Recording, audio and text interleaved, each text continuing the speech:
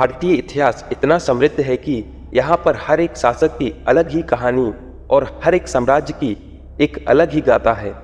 हमारा भारतीय इतिहास इतना समृद्ध है कि उसकी कथाओं को सुनकर इतिहास के पन्ने भी उत्तेजना से भर जाते हैं। ऐसे ही एक गाथा है भव्य वीर चक्रवर्ती अशोक सम्राट के बारे में, जिन्होंने अपनी महानता से पूरे भारतवर्ष को अपनी मुट्ठी में कर लिया था और उसके बाद अचानक से अपना हृदय परिवर्तन करके अहिंसा का मार्ग चुन लिया था। आज की इस वीडियो में हम बात करेंगे आखिर क्यों अशोक ने हिंसा के मार्ग को चुना। तो दोस्तों, वीडियो को शुरू करने से पहले जिन लोगों ने चैनल को सब्सक्राइब नहीं किया है वह लोग चैनल को सब्सक्राइब कर लें और वीडियो को लाइक और शेयर जरूर करें। 304 ईसा पूर्व में राजा बिंदुसार और रानी धर्मा के पुत्र ने पाटलिपुत्र में जन्म लिया। राजा बिंदुसार को अपने पुत्र के मुख में आने वाले तेज से ही इस बात का अभ्यास हो रहा था कि वह पुत्र आगे जाकर उनके साम्राज्य को विस्तारित करेगा और उन्होंने अपने पुत्र का नाम रखा अशोक। ऐतिहासिक लेखों के अनुसार राजा बिंदुसार की 16 पट रानी थीं और उनके 101 पुत्र थे, जिसमें से अशोक भी थे। अशोक का एक बड़ा भाई था जिसका नाम सुसीम था और राज परंपराओं के अनुसार जो पुत्र बड़ा होता है उसी को युवराज घोषित किया जाता है। इसी कारण कुशल होने के बावजूद तक्षशिला का शासन सुसीम को दिया गया। लेकिन इतिहास के कुछ पन्ने बताते हैं कि सुसीम को पूर्णतः राज्य शासन नहीं दिया गया था, लेकिन सुसीम के अकुशल प्रशासन के कारण उस क्षेत्र में विद्रोह पनप उठा।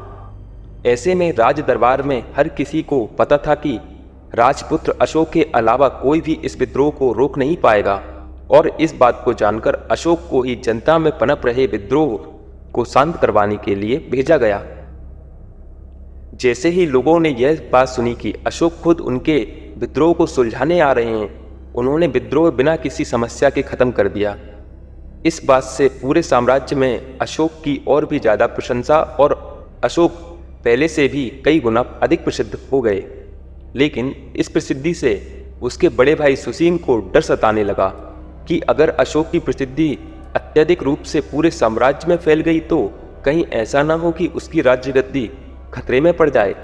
इसी भय के कारण उसने सम्राट बिंदुसार को कहकर अशोक को निर्वास में डाल दिया और इसी निर्वास का पालन करते हुए अशोक कलिंग चले गए।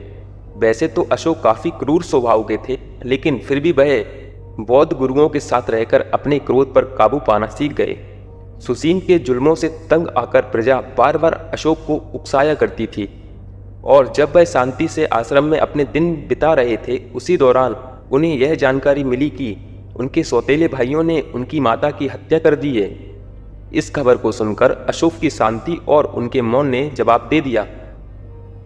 क्रोध से भरे अशोक ने अपने 99 सौतेले भाइयों की हत्या कर दी और सिंहासन की बागडोर 270 ईस्वी पूर्व में अपने हाथों में ले ली। सत्ता संभालते ही अशोक ने पूर्व तथा पश्चिम दोनों दिशाओं में अपना साम्राज्य फैलाना शुरू कर दिया। केवल 8 वर्षों में आधुनिक असम से ईरान की सीमा तक अपना साम्राज्य विस्तार किया और बन गए भारत के इकलौते चक्रवर्ती सम्राट। लेकिन सकुशल और वीर शासकों के होने के बावजूद एक ऐसा राज्य था जो उनके पूरे राज्य वंश पर किसी कलंक की तरह लगा हुआ था और वह था कलिंग राज्य। कलिंग इकलौता ऐसा राज्य था जिसे मौर्य वंश का कोई भी व्यक्ति नहीं जीत पाया था और इसी कलंक को अपने राजवंश से हमेशा हमेशा के लिए मिटाने का मकसद लेकर अशोक अपने जिंदगी का सबसे विध्वंसक युद्ध लड़ने निकल पड़े। इसी विध्वंसक युद्ध को कलिंग का नाम दिया गया। काफी घंटे लड़ने के बाद कब किसकी जीत होनी थी, इसके बारे में किसी को कोई अंदाजा नहीं था। किसी व्यक्ति को यह भी समझ नहीं आ रहा था कि वह किसका खून बहा रहा है। बस सब हवा में अपनी तलवार चला रहे थे और हर किसी का खून बहा रहे थे। इस खूनी खेल के बाद अंत में अशोक ने कलिंग की लड़ाई जीत ली और अपने राजवंश का पहला और इकलौता ऐसा शासक बना जिसने कलिंग राज्य को अपनी मुट्ठी में कर लिया था। लेकिन इस युद्ध में लगभग 1 लाख सिपाहियों की मृत्यु हो गई और 1.5 लाख सिपाही बुरी तरह से घायल हुए। अशोक सिपाहियों की मृत्यु और घायल सैनिकों का आकलन करने युद्ध भूमि में निकले और तभी उन्होंने युद्ध भूमि में दूर एक बौद्ध भिक्षु खड़ा हुआ दिखा। वह एक सामान्य व्यक्ति की तरह अशोक की तरफ देख रहा था। जैसे ही सम्राट अशोक उस भिक्षुक के पास आए, उस भिक्षुक ने सम्राट अशोक की प्रशंसा करना शुरू कर दी। उस भिक्षुक ने उसे कहा, आप तो इतने बड़े सम्राट हैं कि आपने बड़े बड़े साम्राज्यों का सिर झुका दिया। अगर आप इतने ही महान राजा हैं तो क्या आप इस अबोध और निर्दोष बालक में जान डाल सकते हैं? और यह शब्द कहते ही उसने एक कुछ ही महीनों के मृत बालक को अपनी गोद में लेकर सम्राट अशोक के सामने रख दिया। अशोक काफी देर तक उस भिक्षुक की आंखों में देखते रहे और उनके मन में एक अलग ही संग्राम शुरू हो गया।